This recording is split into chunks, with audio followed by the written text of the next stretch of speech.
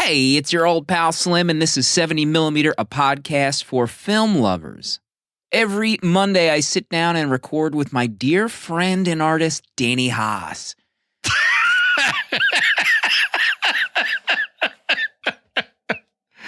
Oh, no. And our own spiritual advisor, Proto. Yeah, to me, the way I feel about it is that if like the human eye could zoom, life would look like an Altman movie. And together as friends forever, we discussed recently watched movies. In the second half of this episode, we're talking about an oft-requested movie from none other than Robert Altman, McCabe and Mrs. Miller.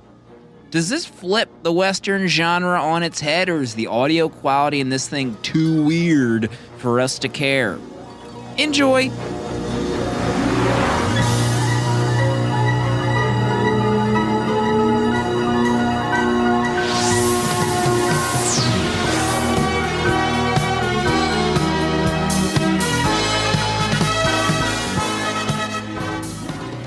Ghostbusters. Excuse me. Can we get into this right now? What? You just came back from a viewing. You went to some big hobnob viewing of Ghostbusters. I did. Can you explain what this event was, please? I just have good friends who rent out theaters and invite me to come along. It's just that's the story. That's all it is. We got bags of Stay Puft marshmallows as we walked in. I was probably the only one of maybe two people not dressed as Ghostbusters. I felt naked. I needed my get up and proton pack. But yeah, I just got out of seeing it. And let me just preface this real quick. I've said in previous episodes, I am new to the Ghostbuster franchise. So I have zero nostalgia with it. I didn't grow up with it. I've enjoyed watching the new ones. First one's better than the second one. I agree with everyone on that statement. I do enjoy the second one, though. So anyway, this movie, it is a 5-star good time. Oh! I couldn't get enough of this cast, these kids. Mackenzie is incredible in this film. I couldn't get over her. She is so much fun. She's got... I don't know. She's just something about her and her presence, and she just commanded this entire movie. I forgot Paul Rudd was even in it. She was doing such a good job. Like she's the kid, the girl. She's awesome. Oh. There's moments in this film where I think if I had nostalgia, I would probably be even more through the roof with it. It's just, there's a couple moments where even I got the chills. So I had a great time. It's a really fun movie. Are we doing an emergency episode on Ghostbusters Afterlife? We saw the numbers on Dune. Listen, Proto, are we doing this, Proto? I'm just saying it's fun. I don't think a lot of people are going to agree that's a 5-star movie. I don't even know that I'll letterbox it at 5. But I really had a great time. Oh my! I really did have a good time. It was a lot of fun. Letterboxed 5-star that might devolve into a 4.5 star. A veiled star rating right now. So, and there's two. Been done. There's 2 credit scenes. What? It's also fun being in the theater with a bunch of Ghostbusters fans. Like that felt cool again. Like being back with Star Wars fans. Did he give it 5 stars? I would say, so it was Trader Brandon. He was on our Waterworld episode. He was the one that hosted it all. He said he had like a couple complaints, but he had a great time. I mean, he's the biggest Ghostbusters fan that I know personally. You guys probably like sat together and he sits down. He's trying to sit down with that proton pack on his back and he's like making a lot of noise and he's like uncomfortable. And he's like, I was like, please don't put your phaser on me, bro. And he's like, it's not a phaser, man. It's like, sorry. It's like spelling Doctor Who DR period. But man, I think you'll really dig it, Matt. I don't know about Proto. I don't know your Proto's pulse on the Ghostbusters. Me neither. It's a black spot we don't know anything about. But it wasn't. Now I'm kind of in. I'm in for the ride. I hope they make more with this cast. They were a lot of fun. When you say Mackenzie, are you talking about Mackenzie Davis? No. Mackenzie Grace. Or excuse me, McKenna Grace. My God. She was in I, Tonya. Is that the same girl? I think she was in the The Bly House stuff. I think it's what most people know her from. What? Is that what it's called? The Haunting? I've never even heard of this actress. I don't know who you're talking about. I'm clueless. I'm so out of the loop. She's in That's fine. Handmaids. She's small Captain Marvel. I did ask Amanda and James if we're going to have a family movie night this weekend. I think this is a good choice for that. Ghostbusters. It's a good choice. Get some popcorn. Get some Paranormal? Butterfingers. Maybe we'll splurge and get like a large Coca-Cola from the fountain machine. Get 3 straws in that bad boy. Oh my gosh. Recyclable Get like 10 straws and have like a little connection going. Big gulp. Sheesh. Gulp it. Yeesh. So I'm excited. Proto, did you watch any movies this week? I watched a documentary, and this was a good one. It's called For All Mankind. Came out in 1989. This is on the Criterion. I popped it on. Jenna fell asleep. We were watching something. I think we were trying to finish the impeachment show. I put this on, and man, we've all seen footage of, NASA, Apollo missions, space. Yep. This, though, is something special. It's all footage from the Apollo missions with astronauts interviewed with just like their interviews, voice over the footage, and seeing it the way it's put together was just really incredible. I gave this 5 stars. I mean, I'm a space nerd. One of my ultimate wishes, Make-A-Wish Foundation, if you're out there, a Ken Burns documentary on the, Gemini and Apollo missions. Oh, baby. That would satisfy my soul. Wow. I would love that. But this is as close as, I think I'm going to get maybe to that. And some of the footage was just unbelievable. Whenever you watch stuff like this, it's so weird because, there's people who don't believe that, we ever went to the moon. And the more footage you see, the more you start to agree with them because it just seems impossible and it looks insane. There's a shot of the rocket taking off, and just the way it was shot, it was so up close to the rocket. It was just like incredible. So I'd recommend anybody to watch this. It really kind of just I was in awe of what they were able to accomplish, but then just some of the imagery is just really amazing as well. Yeah, I saw your 5-star letterbox come through, and I'm like, gosh, I got to get on this. And I agree. When I felt that same feeling watching First Man. Yes. Watching the runs that they were taking just to get up. I'm like, how the hell did we do this? It's like a 10 can. How did anyone survive this? It was fascinating. So now I got to watch this documentary. Yeah. You could totally just like throw it on in the background too. It's like one of those. Yeah. Oh, nice. Paul in chat saying, loved First Man. Didn't you both 5-bang? Probably. Is that real? Who can say at this point? Did you both 5-bang? Phrasing was a little suspect, but it's just the way it came out. Everyone knows. Spoilers. I almost picked First Man for fall vibes. Oh my. Cinternauts did an episode of First Man. I had to shut it off when they got to the round table because I still want to watch it.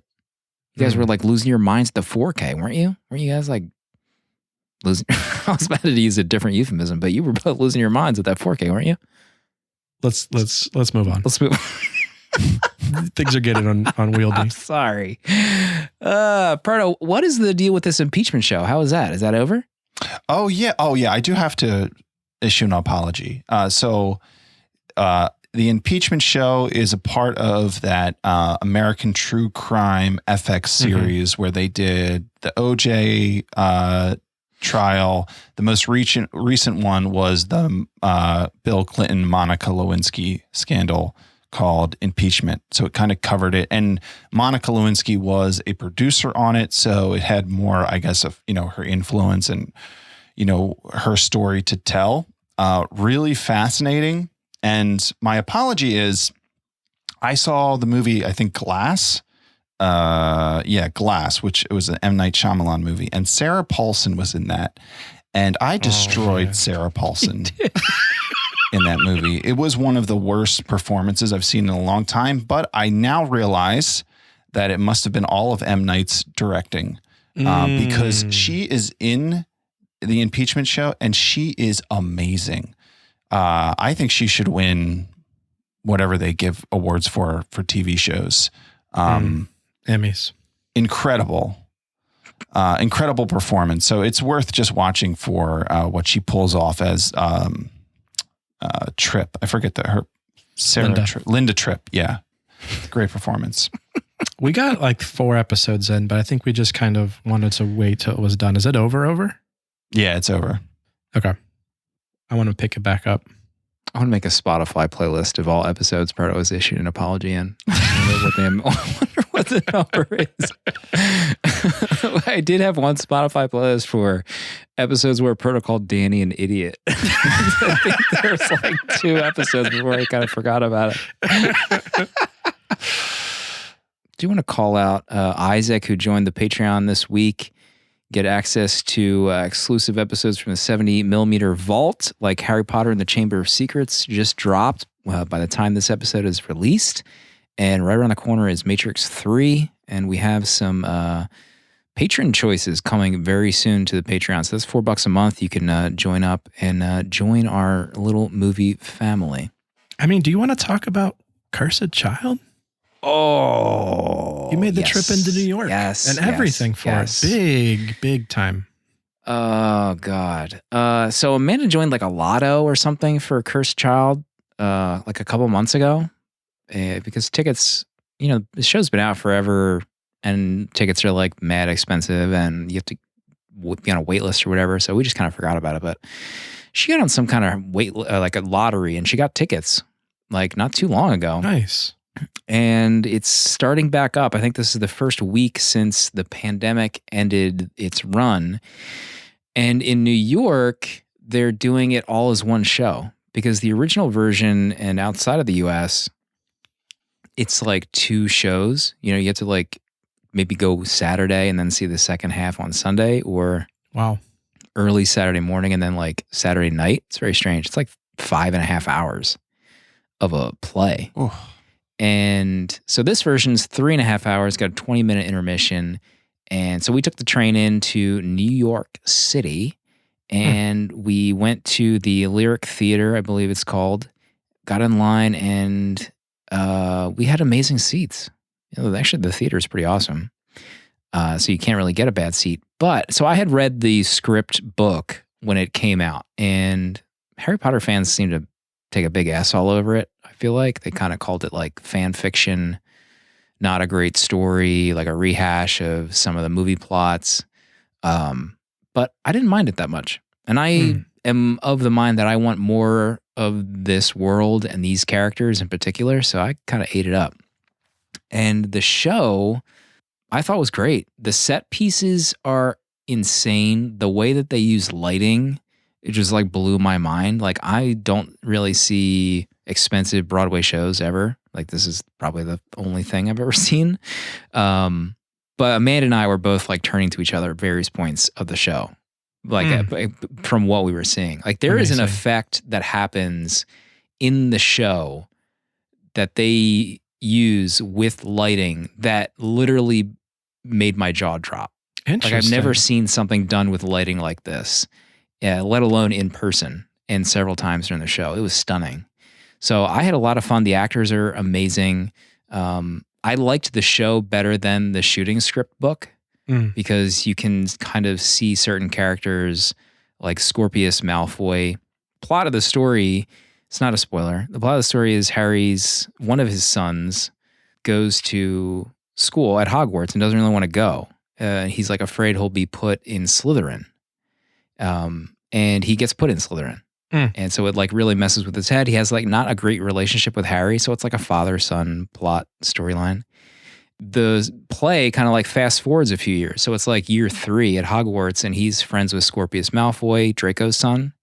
And they kind of get into hijinks. And the plot of the movie is, Harry kind of not really wanting to please his father, but maybe try to like fix some of Harry's mistakes that he made when he was younger. And it messes things up a bunch. And I thought it was great. So the cast of the original movies, the books, are in it maybe like half the show, like Harry, Ginny, Ron, Hermione, and Draco's in it a lot.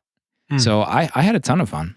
And then Chris Columbus was tweeting about doing a movie version now that the actors are all the right age. They are. And you have your feelings about Chris.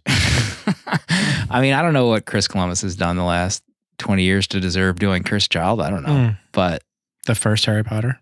I mean, that was a long time ago. Doesn't mean he can just do Cursed 20 Child. years now. It's a banger.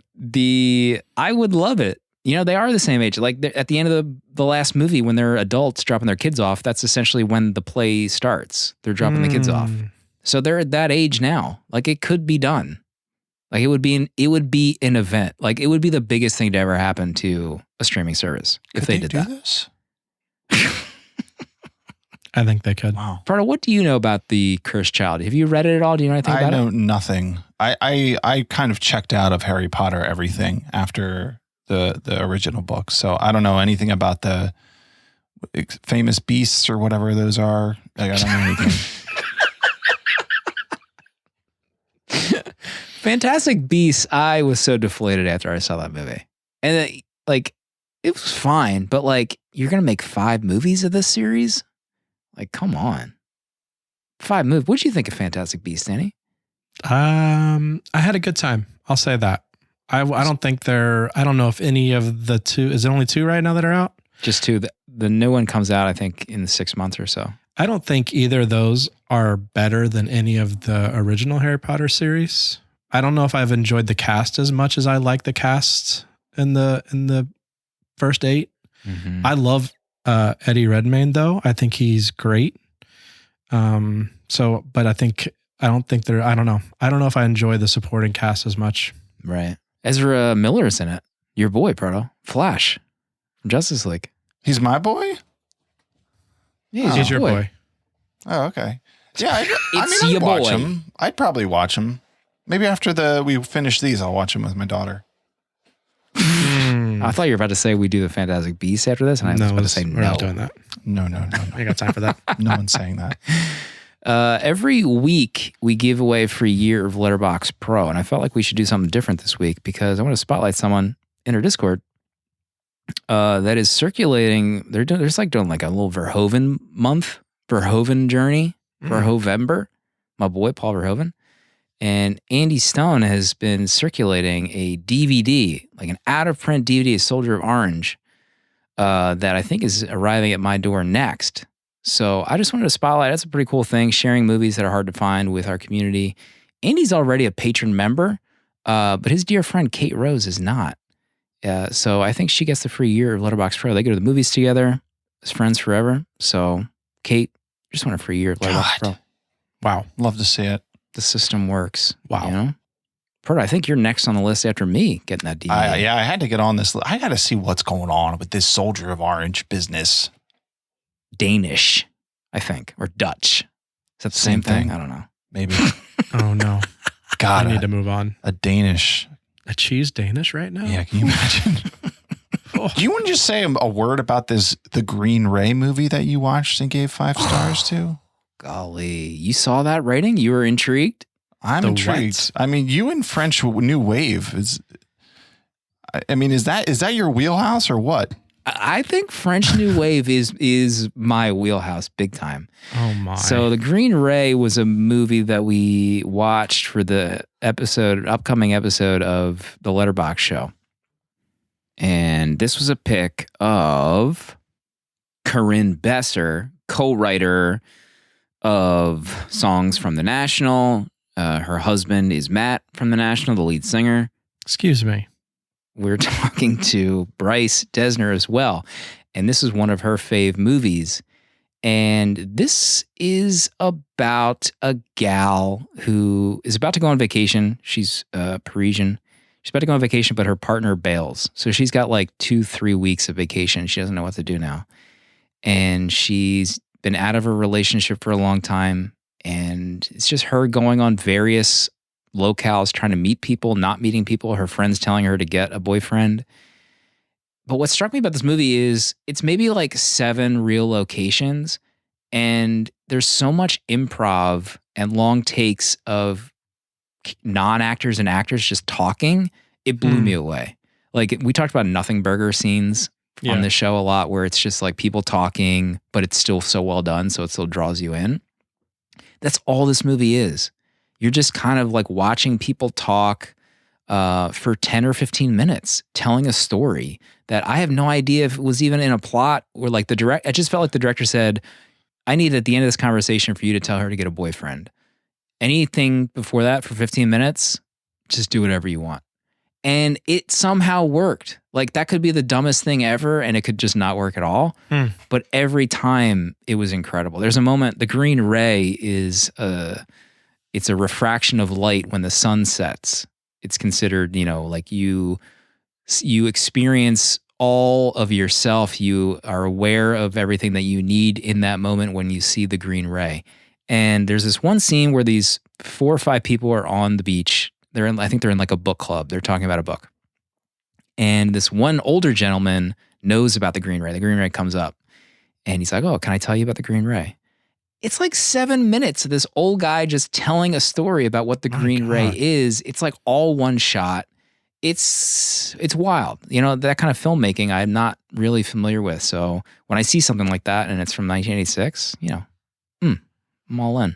Gosh, kind of want to watch this now. Where's it streaming at? This is Criterion. Criterion, okay. Channel right now. Party, you gonna watch this? I might. I mean, it's on my watch list now. I love the sounds of it. So you're gonna have to focus up. Way. McCabe and Mrs. Miller. This is Proto's pick for our loosely themed Fall Vibes month. This is one of the picks silently of a dear friend of our show in our Discord, Art, longtime friend, loves this movie. So he was tickled pink that we were going to talk about this. Proto, what is this movie about? Presbyterian Church is barely a town in Washington state, acting as a hub for the zinc mine workers. John McCabe comes to town and quickly establishes himself as somebody, erecting a saloon and brothel. Soon after, Mrs. Constance Miller arrives in town and wrestles her way into a business partnership with McCabe. Things are looking up for McCabe until a pair of businessmen representing a corporation show up and demand that he sell. Unwilling, McCabe becomes a problem that can only be solved with a gun. That's McCabe and Mrs. Miller. He was just some Joseph looking for a manger. Wow. You two are Altman boys, right? You're on this Altman journey that you guys went over by the long goodbye, right? Is that a correct statement? Yes. Yes, I was adopted by Robert Altman this year. What was it about that movie that enraptured you, Danny? Well, Elliot Gould's performance, I think, is very good. But there's something about how Altman kind of, I don't know what the word is. He kind of, everything feels kind of casual. Like it's just like a casual filming. Nothing feels like he's trying too hard for something, but also everything he's doing looks amazing. And you really feel it in The Long Goodbye. And I think I felt it in this as well. But I don't know. His style is very specific, or it's very, when you're watching an Altman movie, I think, especially in this era, this time, in the 80s or whatever. It just feels like something. I don't know. It's really hard for me to explain, but there's a very specific vibe to an Altman movie that I really dig. Yeah, Yoli in chat agrees, says vibes, and Paul says the camera just looks around and captures conversations, feels very organic. You agree with that, Proto?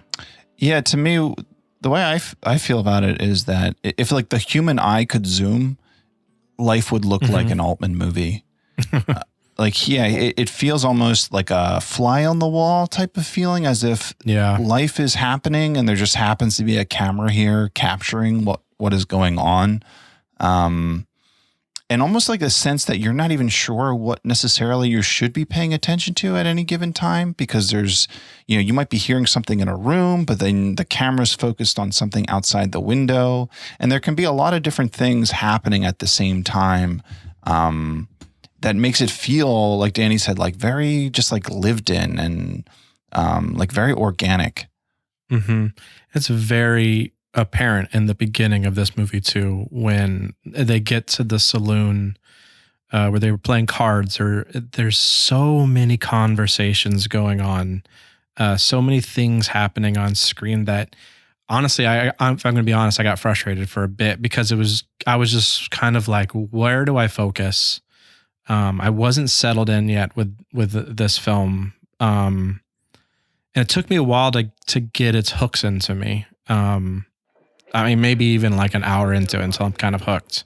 But for the beginning of this film, I mean, let me back up. The beginning where it's the music playing, the scenery, the long shots, it's amazing. Like I was really vibing. But then when we got into an area where there's like 50 conversations happening, I'm like, this is taking a turn I wasn't ready for. But yeah, my first note is how bad is the audio in this movie? Like the music plays and is great, but I thought maybe there was something wrong with my digital copy, because once dialogue starts happening, I was like, shit, I gotta find the remote. Hold on a second. I'm like raising the volume for the speaking parts, and then I'm lowering it for the music. I felt like I was watching a Argento movie at that point. Yeah, it does go up and down a lot. And I thought the version of it, some of it's like super grainy. I thought like super grainy. Like I wonder what because there is a Criterion version of this, so I wonder what that looks like, and if it's much better or not. The movie is so grainy. Marcy says music was added after the fact. The original score didn't work for Altman. The movie is so grainy that I like assume that there's no better version of this movie that exists. Yeah. Like it looks like they filmed on like this is the master. Yeah. Like this is the cleanest copy they can get, because even when like the rain scenes, or like when there's rain, or that snow effect that they added in the final act, like I just feel like this is as good as it's gonna get for this movie. Like whatever they filmed I on, literally this is it. Snow overlay written down because it was catastrophic. Like pull it out. We don't need that. We know it's snowy. There's no reason for it. There's no reason. It didn't add or take away from anything in the final act of this film. Well, I think it kind of does take away, because to me it's kind of just distracting, because it's like this is just some kind of filter over top of this. You're not fooling anybody that it's snowing out right now. Mm-hmm. Yeah, it looked. I mean, there was snow on the ground. Like they didn't really need the storm. I don't know, but yeah, not ideal. Marcy says that was real. That was the not real snow. snowfall. Was Marcy, not, please. The snowfall was not real. It was 100%. Marcy, come off it. Marcy's shadowboxing right now. I need to see more Warren Beatty movies. I feel like I haven't seen any Warren Beatty movies. I thought the same thing. Like I know Warren Beatty. I know his face. I know he's a movie star. But I'm like, have I only seen Dick Tracy? Yeah. That's it. I looked at his filmography. I've only seen Dick Tracy. I love him in this though. I think he's really multi-dimensional in this, where he comes off kind of mysterious to start, and he's very commanding, but then he has like these other sides that he shows, like he's totally wooed and beside himself with Mrs. Miller. Like he can barely string a sentence together. And then like when the bounty hunters come, or the assassins come, he's very timid, and he's like very, drawn back, but then he asserts himself again. So it's just like, he's mysterious. He's hard to grasp. And like the scenes where he's talking to himself, I just loved his performance in this. It's a odd character, like he comes to town planning to, make a town, like a business for himself and revitalize this town. And you kind of think that he's just like a genius, intelligent, smarter than everyone here. But then once he gets encountered, like you said, like the Bristol character, like, man, he crumbles in Yeah. that scene. Like, it is awkward and cringy. He crumbles into dust. Yeah, but how much did you really want? It depends. I mean, they're talking about all my holdings. $8,000. $8,000. $7,500. Probably more like, more right. You weren't very far apart, were you? Oh, hell no, that's what I'm trying to tell you. You see, and I don't know what to mean by all my holdings. I mean, all my holdings. Does that mean my horses, my clothes, my underwear? I don't know what it means. Well, the fact is, shit, I'd be willing to make a deal for $6,250 if they don't count my personal property in that. And, I mean, that's provided that they buy my inventory separate. How much is that? Well, $350. $300. And that conversation is so good too. When he's just like, I'm just here hunting bear. And like he had him on his, wrapped around his finger. He was playing him so hard and McCabe just couldn't handle it. You're right. He crumbled. It was so good to watch. The first indication too that I felt like that kind of character existed was when Mrs. Miller arrived in town, and she pitches him on the idea that I come here and build out the whorehouse, and he makes that noise and that face.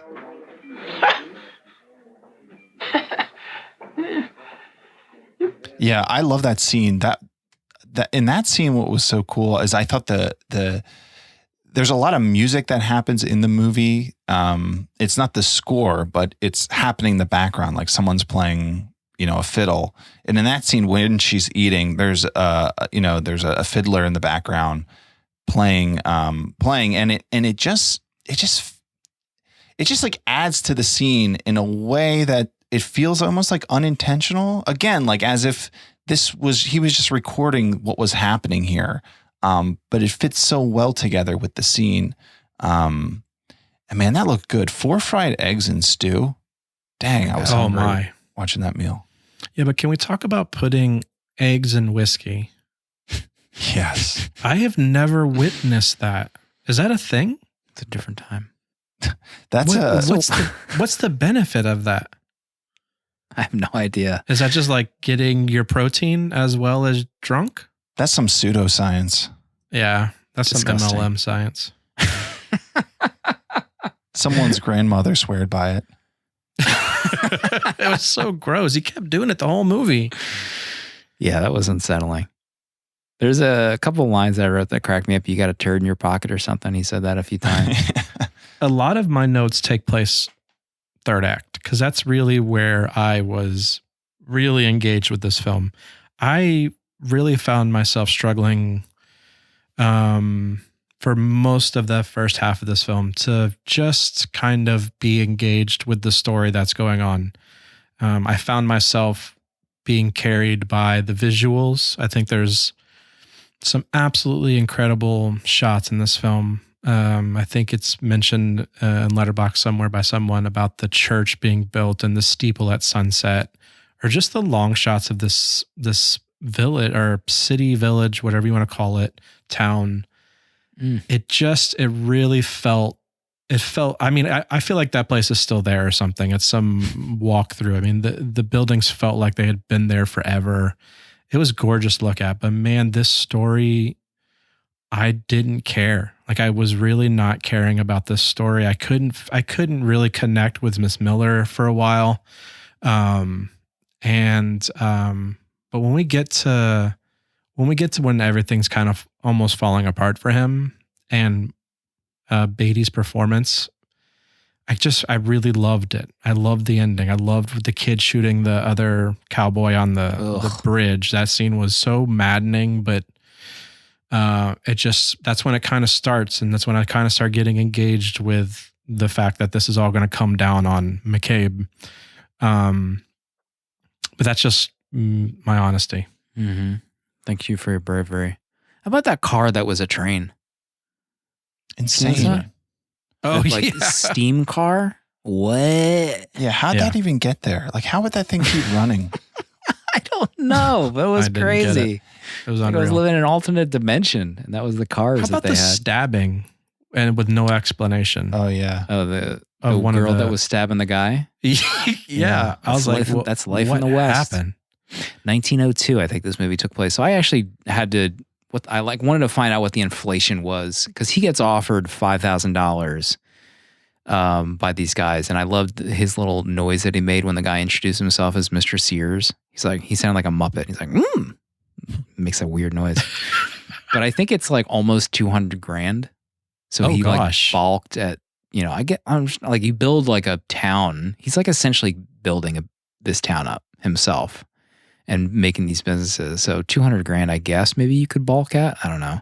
So I don't know if he wanted like $750,000, but Yeah, he wanted what, like 14 grand? yeah, it was At one cool to point? see, this like Nothingville get turned into, kind of like a happening place, just all because of really him, so in Westerns, I know there's a lot of talk about this as kind of like the anti-Western or the inverse. And I think Art made a comment in chat earlier about how him being an undone fraud is very unlike, classic Westerns. But I liked seeing this town being built up, them literally building the buildings, and her kind of saying that, like, you can make a lot of money if you just make an actual house for us to live in with windows. We can charge more. And then that happening, Right. Yeah. I feel like in the Westerns I've seen, you don't kind of see that, like, that stuff's already done when people get to town. So I like that a lot. Yeah. It really had the, go ahead. Oh yeah. I was going to say, I like how I feel like there's more in this movie that's unsaid than actually said. Because even just McCabe, McCabe rolls into this town and he's financing the building of this town. But like, where did he get the money? Like, how is he even doing this? And there's this backstory of like, oh, maybe he was a gunslinger. There's a rumor that he killed this guy, but there's no explanation of where this money might have come from and how he could do this. And just, I think even the idea of like this town, like we're watching these characters, but we're even more so like watching this town come to life and like what a town requires to grow. It's like, you need someone like McCabe, who's a businessman, who's savvy, who's going to take a risk, like to build this stuff. Right. And he seems like he's the one in charge, but then like Mrs. Miller comes into town and she kind of usurps McCabe because she's like, well, I can do this better. And, he kind of crumbles under her influence. But then these bigger players come in and they're like, they're going to take over. And I feel like the deleted scenes or like the epilogue of this would be these townspeople. Wouldn't the next thing be they hire a sheriff? They get some kind of law and order in here, because even that scene of that kid killing the guy on the bridge, Nothing happened. yeah, like who's going to do anything? You literally cannot do anything. They're just like, well, he's dead now. I guess we should just avoid this guy, because what else can you do? So I feel like there's like so much being said in this movie about just like life at this time. I was really getting There Will Be Blood vibes watching this. It really had that kind of leader in a town being built up feel. And I wonder if that's why I don't know. Both films I didn't connect very well with. I don't know. I just kept getting that vibe of There Will Be Blood as well. How about Julie Christie in this movie? I thought she was incredible. She's great. The scene where he comes to her room, to make whoopee, and she points to like the money box, and just the shots of her like smiling with the blanket over her face. What a shot. Just dynamite shots. And then at the end, when she's with like the opium, what is she smoking? Yeah, it's got to be opium. I mean, I thought that was going to be my pick for the art. Like maybe her sideways at the end of the movie, just like high as a kite, that she's like stuck there forever and her dreams of business elsewhere and larger have been dashed. I thought they were incredible shots. She was great. Their relationship is just like so fascinating. This feels in some ways like it would, it is based on a book because I saw at the beginning, there's a book called McCabe. So yeah, so there seems like there's so much more that could have been said. And yeah, their relationship's so fascinating. Like he is obviously so smitten with her. So like here he is in love with this prostitute, you know, and he can't do anything about it. And there's so many scenes where he's like just talking to himself and like things he wants to say to her that I love. The one part near the end where he's like, I got poetry in me. I do. I got poetry in me. Like him just trying to convince himself of what he should say to her. It's just, I love that. Yeah. Well, I'll tell you something. I got poetry in me. I do. I got poetry in me. But I ain't gonna put it down on paper. I ain't no educated. I have man. Just Let It Burn. When they were trying to put the fire out at the church, the time it took for them to get water up there, it wasn't even done being built yet. Just let it burn down and just you're going to have to rebuild this. I don't know what they were thinking, but that took way too long to get water up there. He was running in the wrong direction to get help too. Like he was running away from the burning church. It was amazing. There's no way I am running through a puddle in the middle of winter to try to save this church. That is definitely going to burn down. No way. How about when that reverend gets his hand blown off? That and you see that like winging hand blown, like so gross. It's obviously like he's just holding another hand in his hand and it's just swinging around. It's orange. It's so cool looking though. It's grimy. Some red blood too. I love old blood. Golly. The ending hunt when they're the three of the men are hunting for McCabe. I was in love with this scene. I loved the sneaking around McCabe trying to outwit everybody, and he still gets shot twice. And it's a very quiet scene, and I really dug Altman's direction on that. It was really rad. I don't know if I liked how it ended with the final kind of like. It didn't make sense to me that he would catch that bare sniper rifle to the back and then just kind of be okay to shoot him in the face. But it was fine.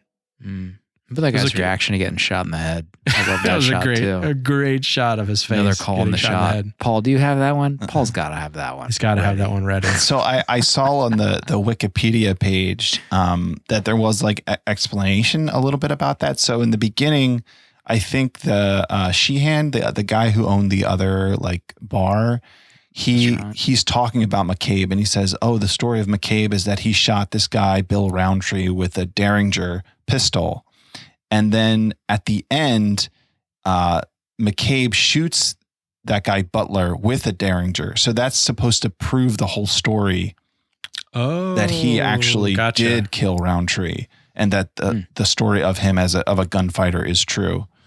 So I thought that was interesting. So the Derringer is that little tiny pistol gun. Yeah. I like the symbolism of that at the end there, of that whole scene where, you know, McCabe's ducking around, hiding from these guys, picking them off one by one. And ultimately he's going to die.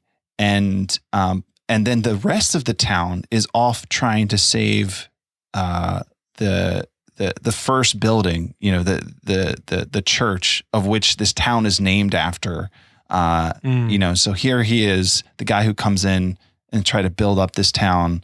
But then it's like the townspeople who kind of in a way are, you know, they can, this town can go on without McCabe. So like he can die because they here they are saving the building, which is also the name of the town. So it's a nice little like symbolic nod there that I liked. Yeah, I wasn't expecting this ending.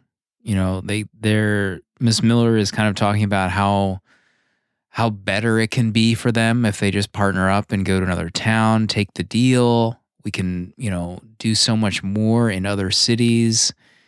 And then you just kind of get that depressing shot of him in the snow dying, her laying down, just still in the same place that she was before, trying to make it bigger. So it was a pretty interesting way to end the movie. Yeah, it was a depressing ending. The coat. I gotta bring up. Oh my God. McCabe's coat. What an incredible coat. I want to walk around Florida in that coat. I'm gonna probably lose like 15 pounds right away. What's that like? expensive coat company that make the winter coats. They got like the Duck Company logo on the side or whatever. Those big puffy coats. LL Bean. No, it's not. I have no idea. Bean. Someone, I see them all the time in the city. Rich people wear them. But yeah, that looked like a rich person coat. 100%. Oh man, that coat with that hat. What a dynamite combo. Mm-hmm. And he was pulling it off so well. Canada Goose. Thank you, Small Tony. Tony knows. He sees them around too. Canada Goose. Great coat. Couldn't get over it. Final thoughts and rating for McCabe and Mrs. Miller? I'm going to give this movie 4 stars. I love the way Altman shoots a movie. I love the vibes of this movie.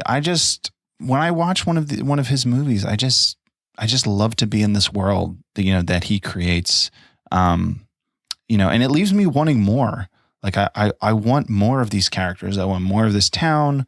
I just want to see more of this story. So I had a great time watching this. I wish it had like a better version. I wish it looked better in some ways. And it's weird because like The Long Goodbye was similar. Like it kind of looked like the version I watched was a little crummy. But I think there are better versions of that. But I had a great time watching this.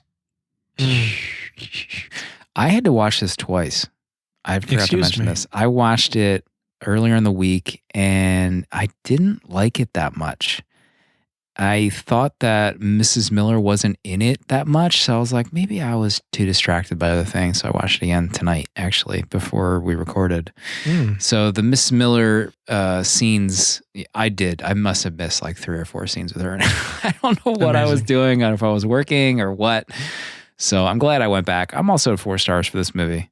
And I want to weasel in time for Warren Beatty films. I need to see what the fuss is about. He's got a big filmography, and like Danny said, Dick Tracy. That's pretty much it. That's it that I've seen. Like I loop him in with Robert Redford. I haven't seen a ton of Robert Redford movies either. So 4 stars for me. What about you, Jenny? Wow. I am honestly right there with you guys. I'm a 4-star for this. While I didn't enjoy a lot of the story, I just really love Altman's films. I loved the way he captured the grime and muck of this town coming up. Everything felt lived in. Everything just felt real. I didn't feel like I was watching a movie set. I just felt like I was in this town as this story unfolds. And I just have I had a great experience watching it. If I connected more with the story in the beginning, this is an easy 5-banger, but there was just something that just didn't connect with me. It's gorgeous. I love the music in this. I just had a really good time watching this film and being in it. I also missed too when he goes to buy, pay for the women to come to the town to the first pimp. But Mrs. Miller is in there. She's in that. Oh, in that yeah. room. She's like peeking out while he's offering the money for the women. I thought that was a pretty cool little cameo to start off. We have a VM to get to. You can leave us a VM or an email at 70mmpod.com. But let's get into it right meow. Hey, gents, Art here. A little bit nervous about how this is going to go over tonight, how this movie is going to be received. But I've been meditating. I'm going to pour myself a drink at the start of the episode. I've studied the live chat from Dune Night as a cautionary tale. So I'm ready, really, for any outcome. But I just got to have faith that our Lord and Savior, Robert Altman, won you all over with this incredible movie. Here's a few of my takeaways. These Leonard Cohen songs. Yeah. Wow. I mean, you hear the first one and it feels weird and out of place. And you're like, what is this doing in my Western? And then 20 minutes later, you're like, is this the greatest musical choice in the history of movies? Second is just how visceral the portrayal of life on this frontier era is. I mean, come on, how are we alive as a species? It just seems like everyone would have died of infection or overpowering body odor. Just at some point. Finally, the movie is just very thematically dense. There's a ton of things to think about here. You could have been assigned this movie in a college econ class or in a women's studies class or in a psychology class. It's just got a lot to say and it's got a lot of layers. And so I think that really just gives it high rewatchability factor. So I hope you loved it. I'm okay if you didn't. Sick to my stomach knowing Proto watched this on a broken TV. Anyway, love you guys. Cheers. Oh, Art. Thank you, Art. We made it out. Higher rated than a previous big movie they released that came out recently. I'm not going to name it. It's okay. Thank you, Art. Hey, we didn't even talk about Proto's TV. Big event that Proto shared with us this week. Can you explain to the audience this depressing news? Yeah, it was a pretty sad day in the Proto household. I have 4K TV, official TV of 70 millimeter. And my wife said, "Hey, honey, there's something wrong with the TV." Go around the corner and there was something wrong with it. It was looked like a giant crack right near the middle of the screen, as if maybe a toddler punched it with a sharp object. I'm not really sure what happened, but TV is broken, and I'm back in the 1080p world, baby. Wow, man, I'm sorry. Sorry to hear this. Yeah, those TVs aren't cheap. Those are investments, budget or otherwise. It's okay. We can. We don't do it for just the resolution. We do it for the everything else. Right? Sometimes James is like throwing, like a ball or something in the family room near the TV, and I'm just like, James, please stop. If anything happens to that TV, this family is finished. The glue that holds the family together. We are hanging by a thread, James. It's a 4K thread this family is held together by. Oh, God. Say some prayers that maybe Black Friday, will shine brightly on the Proto estate this year. Just a reminder to our Discord friends, we're not recording next week. It's Thanksgiving week, taking the week off, eating some fried turkey skin. I got some great feedback. You did this past week on turkey did. skin. Yeah. Turkey skin, if you're fried turkey skin, you're listening right now, your voice was heard last week. The responses I got in my DMs, I couldn't keep track. I was like, Mark is red. Thank you. I appreciate you. There's dozens. Dozens of them. But we should talk about our upcoming schedule for this podcast. Big sketch. There has been no bigger month on the horizon than the month of December.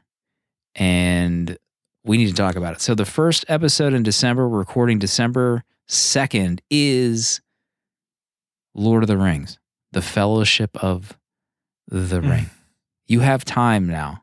You're listening to this episode, you got a couple weeks to get pumping the Fellowship of the Ring. Danny, what's your vibe right now? We got time. We're starting this month up hot. Honestly, this is a dream. I am very excited to watch this film and talk about it with you guys. It's literally following on the month I watch it every year anyway. It's just, I'm so happy. 20th anniversary of Fellowship. It's time. God. It's going to be amazing. Yeah, I'm so excited. How's Jenna feel going into Lord of the Rings month? I haven't told her yet.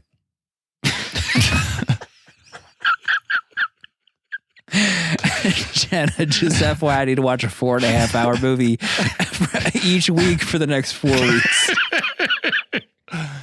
Buckle up. Get through this. Buckle up, baby. And then for our supporters, we have Matrix 3 is on the calendar. We have the Darjeeling Limited on our schedule as well, coming to the 70 millimeter vault. Harry Potter, Prisoner of Azkaban. So that's all in December. And then after Lord of the Rings, I don't know why I said it like that. Matrix 4. Matrix 4 is episode 99. Episode believe 100. We're not revealing 100. We know what we're doing for episode 100. Okay? The big one. Huge. Okay. And then January, maybe we, who knows what the future is going to hold for us in this podcast. Yeah. We've been doing themes. We had our future picked out for us for a long time. Maybe we make our own futures in January. Proto, what do you think? I'm sorry. I wasn't listening to what you were saying.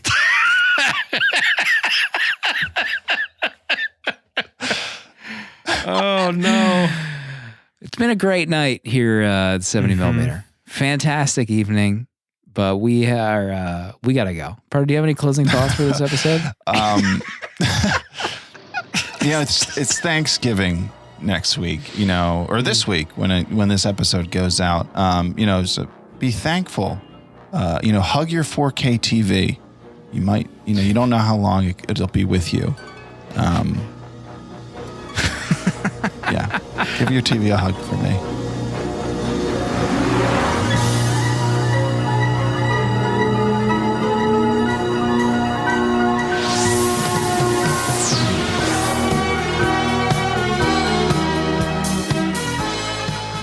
$70 millimeter is a tape deck production with original artwork provided by Danny Haas.